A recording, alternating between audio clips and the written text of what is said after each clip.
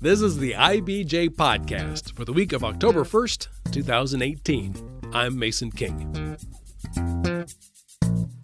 My guest today is Ellie Symes, who, at the age of 23, 2 years after turning her love of honeybees into a data-driven startup, was honored at the 2018 Mira Awards as the brightest rising star in the Indiana tech ecosystem.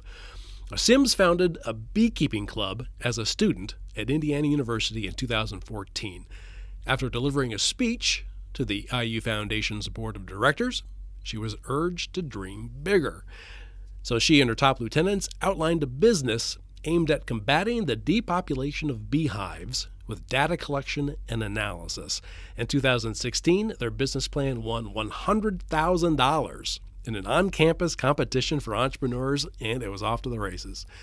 Last week, Symes was a panelist at the Forbes AgTech Summit in Indianapolis, a two-day convocation of national leaders in agriculture and technology hosted by Forbes magazine. Now, she stepped out to talk with us about the challenges of being a young entrepreneur, the benefits of having the right team, and what bees can teach us about running a successful business. One word of warning, we set up in the Indiana State Museum, and within a few minutes, we were attacked by a swarm of school children. Thankfully, the buzz subsided. Okay, here's our conversation. So we're doing the B2B segment. That's right. This is a B2B podcast. Thank you. You're welcome. I should have come up with that. Okay, you spend a lot of time with bees. I mean, you've been tending bees for 6 years? Yes. 6, 7 years? Yeah. Okay. They're very sophisticated. They're very team-oriented. Give me a good bee analogy for running a successful business, i.e., what do bees have to teach us about running an effective and successful business? Well, the women do all the work. So, good stuff there. You asked me, that's my favorite thing about bees. Wait a second. What about the drones? They do nothing. The drones really do nothing. They just eat and party. They're like college kids. Yeah, and they get kicked out of the hive in the winter. They actually get killed. Really? Yeah. Okay, so the female bees are obviously the queen. Yes. And then all the workers. All the workers are women. Yes. Okay. And that's analogous to you in what way? I think how the world is and should be. Very good. Okay. How many times have you been stung, like by a stinger? Oh my goodness, I can't count. Literally could not count. It's a requirement. It's in the job description to work at the Bee Corp. Would that be daily? No, not daily. We visit the hives maybe once a week, twice a week to collect data. I'm actually allergic to bees. You've got to be kidding. I'm not kidding. That's toxic. It is. I have an EpiPen. I carry with me in the car when I do beekeeping. I limit the amount of time I'm out in the hive, so my co-founder Wyatt does most of the work. But I've still been stung after finding out I was allergic, and I did okay. I developed the allergy while beekeeping. So my first few years of beekeeping, I was not allergic. I used to beekeep in dresses and things like that. And I developed the allergy. It's very rare for beekeepers. What is it you loved about bees? They're fascinating creatures. We have a live hive here at the Forbes AgTech Summit, and my favorite thing is just watching them all day. I could spout off bee facts all day. I'll give you one. So maybe one of the most interesting is bees actually communicate through pheromones. So we have developed language to communicate. They communicate through smell. That helps them tell themselves what to do. And I could go on for days. Yeah.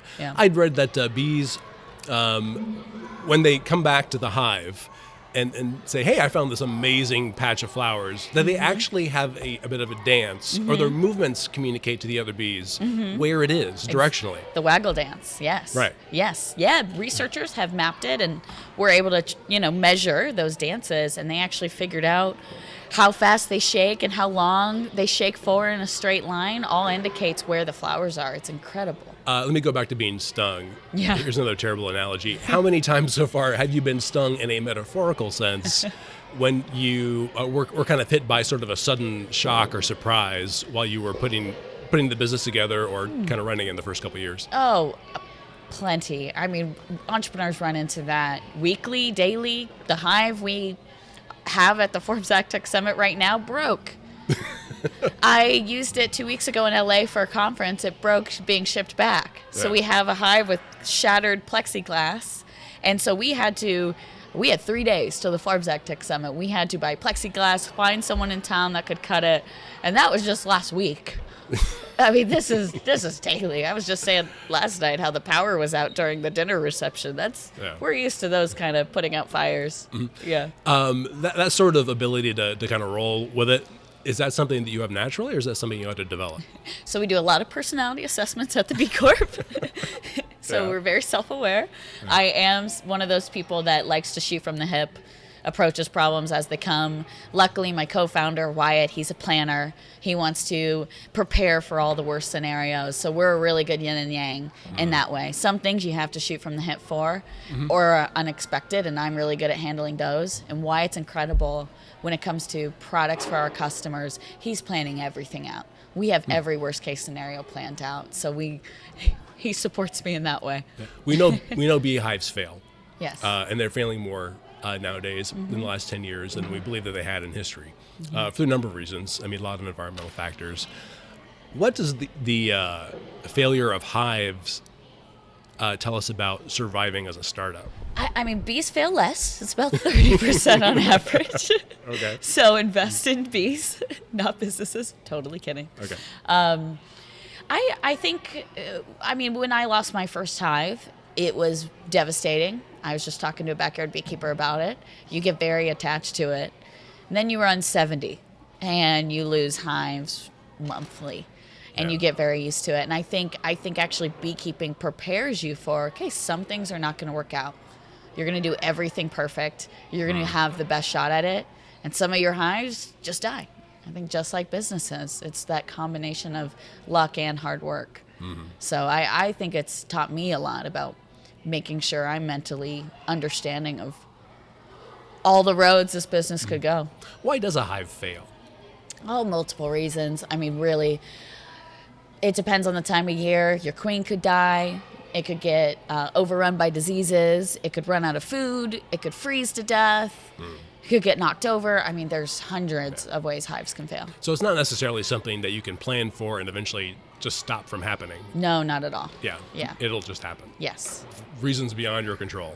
Yes. So that would be many a of good them way. you can fix and see as they're happening. Sometimes it's totally reasons beyond your control. Okay. I lied. I've got one more terrible. Okay, I like these. Terrible one. Okay. These are fun. Is it appropriate to think of you as, God help me, Don't the say queen bee? Don't. I knew you were going to say. Or is this set up a different way?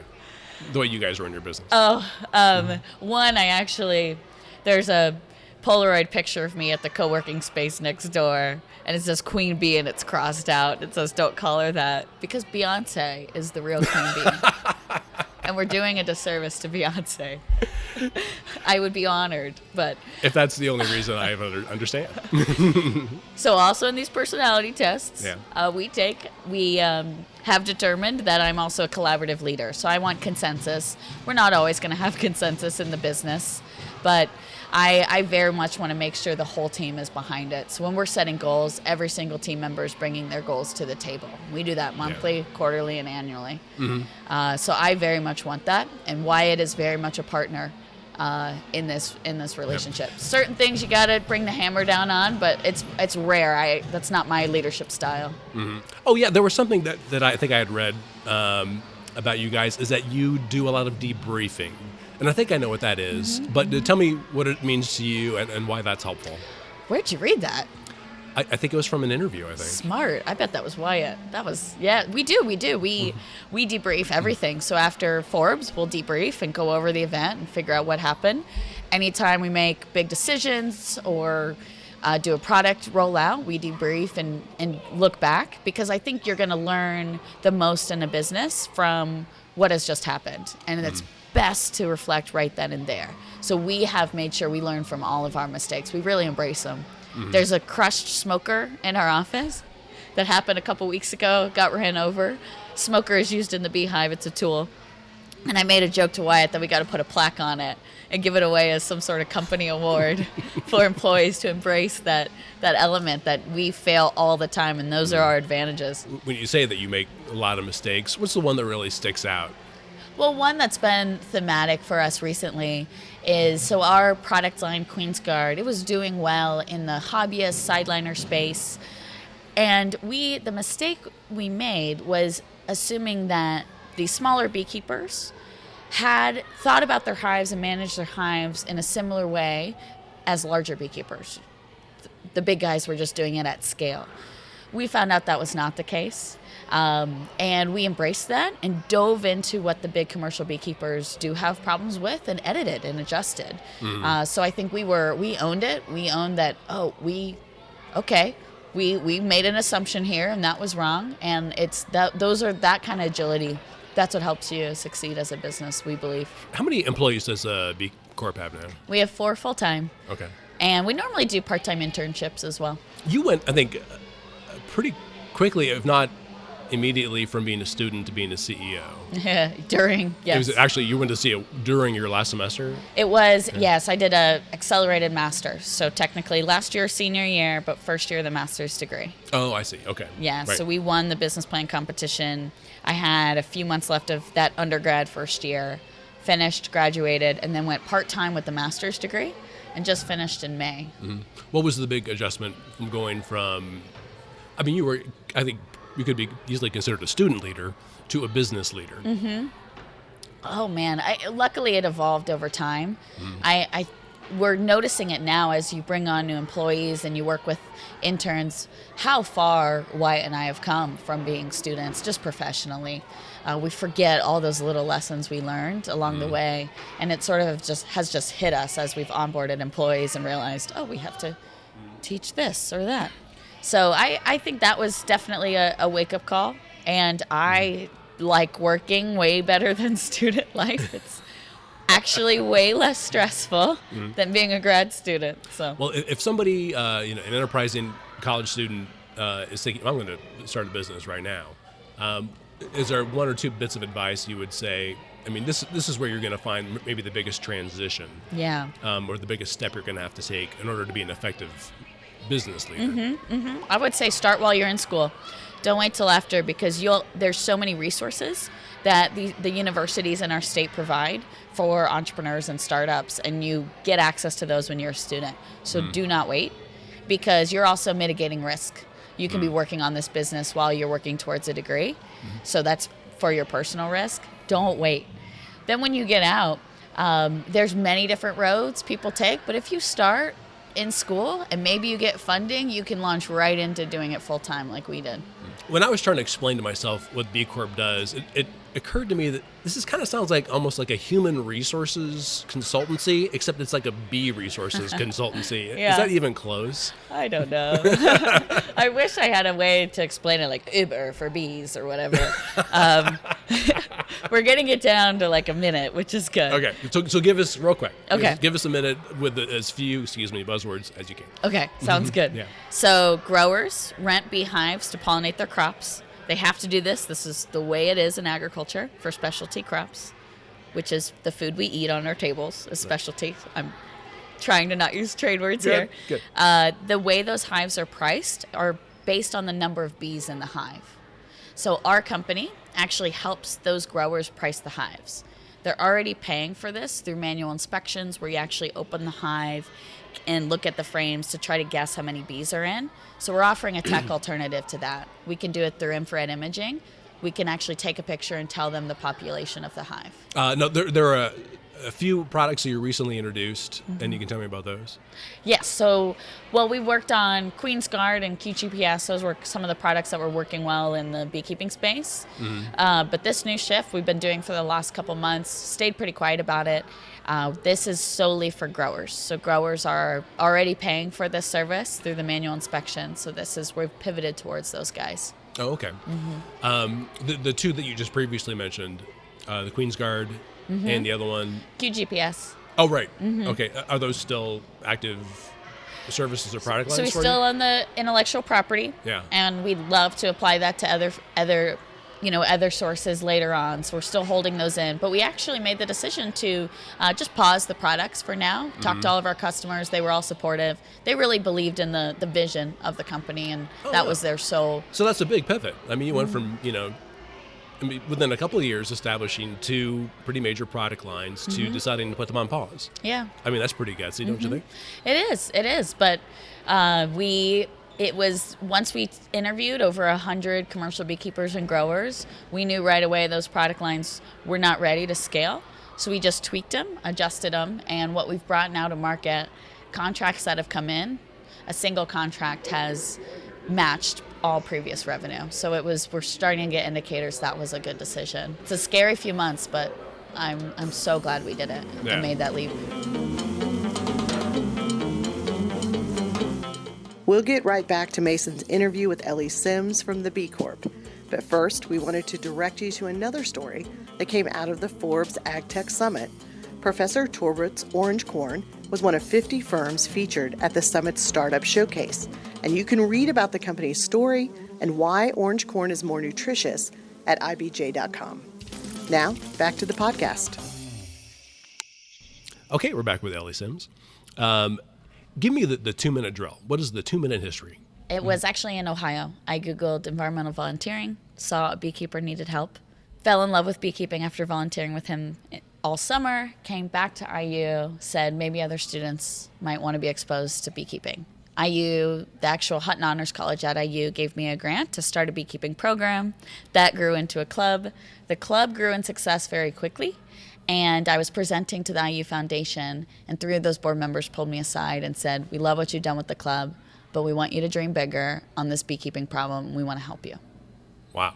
Had you, prior to that, thought of this as a potential business? No. I also didn't even realize starting the beekeeping club and the program was entrepreneurial until afterwards.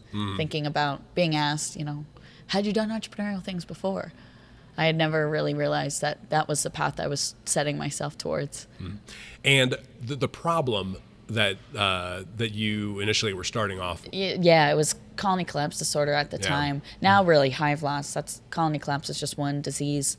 I was studying environmental science, so I've forever have wanted my career to be about solving environmental problems. So the fact that honeybees were in a decline and are harder to keep than ever interests me because they're essential for a third of the food we eat in the U.S. And then it turns into a company. Yeah, yeah. So after the board approached me, I had read a study that used technology to research beehives. And I said, what if we applied technology to the industry and actually help the industry better manage hives? I brought that to those board members 2 weeks later with my co-founders. We thought of the name of the Bee Corp at that meeting after deciding to be a benefit corporation, and we were off the ground. And very quickly, you entered what I would consider to be a pitch contest. It's not necessarily that. It was a business plan contest, yeah. And yeah, I mean, you were just a few weeks into it. Yeah. And then tell me what happened. We did not think we would win, and we ended up winning off of our idea and won a $100,000 investment to get started, and that's what really encouraged us. Let's go full time with this, and let's give this a shot. So your advice to future entrepreneurs is to win a contest with $100,000. If they can, yeah. Oh my goodness, there's so many student pitch competitions. There's so much money you can get as a student from pitch competitions. Okay. Many startups have been funded starting that way. Now, you recently were awarded, I believe, the Rising Star Award through the Mirror Awards in Indianapolis, kind of central Indiana based. Yeah, tech points. Award. Yeah. Right. One of the things that I believe that the judges said, in particular about you, they noted your uncanny ability to secure investment and non-dilutive grant funding. I assume that means you're really good at raising money. How did you become really good at raising money? No idea. It's a numbers game a little bit. Yeah. You put yourself out there as much as possible. I get plenty of no's. But when those yeses come in, it makes it worth it. So I spent a lot of time grant writing, meeting with investors, those types of things. How much have you raised total so far? It's about $750,000. Have you started generating revenue? Yes. Yeah, we've been generating revenue since early 2017. Can you just give me a sense of kind of ballpark, like how much? No. After renovating? Not going to tell me? No. Sorry. Okay, that's fine. How many customers do you have? Yeah, so we just pivoted to this new product. Right now we actually just started selling a couple weeks ago. So we're working on building everyone up. Okay. Yeah. So is the pivot really kind of a start from scratch proposition? Well, so we had done 2 years of thermal analysis research in beehives. So we really had a good head start. And infrared, that is thermal imaging. So that really helped us very quickly put together the model, make it accurate so it could actually be used in the industry. But it was a new market segment. So we were really out there for the first time meeting people, and that we've been building since June. What is keeping you awake at night? Well, right now we have a lot going on in the business. This is our main sales season. This is also, we're in 2 accelerators. An accident. Tell me about the 2 accelerators. Yeah, so we're in the G Beta Indy program, which is fantastic. They've got great connections. It's really helped too because we're sort of early on this. After this pivot, it's helping us rethink about market size and help describe the pivot in the best way in the new model. And then we're also in Y Combinator Startup School. And luckily, all of this is getting us better prepared for the next phase of our grant application, the next round. So it's really good timing, but it's a lot, right? We're putting a new product out in the market in February, March. So we've got the product development, we've got the sales, and we've got all these accelerators. And so it's though we're busier than ever, it's helped us realize what's non-important. So we've dropped things we were doing that we realized aren't essential to the business. So I think it's helped with focus more than anything. Before we wind things up, I wanted to ask you about this event that you're attending today. You're a speaker at the Forbes AgTech Indianapolis event. Tell me a little bit about your role in this event and why it's valuable to have something like this here. So this is an incredible event. This year we're actually demoing. We have a booth and we're speaking. So we've been very fortunate to be featured. The Forbes AgTech Summit, they've been doing this for 5 years, I believe, in California, Salinas. I went out there in June. It's a fantastic event. During networking, you're literally bumping into, I would walk up to random groups of people and I ended up meeting everyone I needed to meet that I didn't even know was there in the industry. And we've really got that here in Indianapolis. So the goal was to show off the Midwest. Out West, it's most of our specialty crops, so things that make it to our table. Here in the Midwest, we are the hub of row crops, which are your commodities, your corn, your soybeans, your wheat. And you have all the powerhouses in this industry right here, right now. And they picked Indianapolis to show that off because they were impressed with what we had here with Agronovis and IEDC. So we've been very fortunate. We hope this can be something that we can keep doing year after year. What is your goal? I mean, I assume that maybe you made a list of things you want to get out of this. Yeah. At the end of the day today, what do you want to have accomplished? Well, we need to make contacts. So we've made some amazing contacts already, even after one day in the business. So it really helps us network. And then we're meeting people who we need to maintain relationships with. So we're building that rapport too. Okay. Ag is very relationship based. So this gives you that face-to-face time you need. What is the ultimate Ellie goal? My goal for my career is to solve environmental problems. So whether that's one problem for my whole career, like food production and honeybees, or it's other problems, I want to make sure every hour is making an impact on the world. As long as I'm doing that, I will be fulfilled. Yeah. Okay. I'm glad you're doing it. Thank you. All right. Best of luck to you. Thanks so much. Thank you so much for having me. My thanks again to Ellie Symes. Before we go, I want to draw your attention to a couple of stories in this week's print edition of the Indianapolis Business Journal. Lindsay Aridotti brings us up to date on the Patachu Foundation, the not-for-profit founded by preeminent Indianapolis restaurateur Martha Hoover. Created in 2013 to target childhood food insecurity, the foundation today provides more than 35,000 meals annually to kids at local schools and summer camps. Also, in this week's issue, Haley Colombo explores how the city's Criminal Justice Center project will transform the Twin Air neighborhood on the east side, as well as the quadrant of downtown that will lose its jails and courts and related businesses. Again, you can find these stories in the print edition of IBJ or, of course, online at IBJ.com. As always, thank you for listening to the podcast. We'll be back again next week.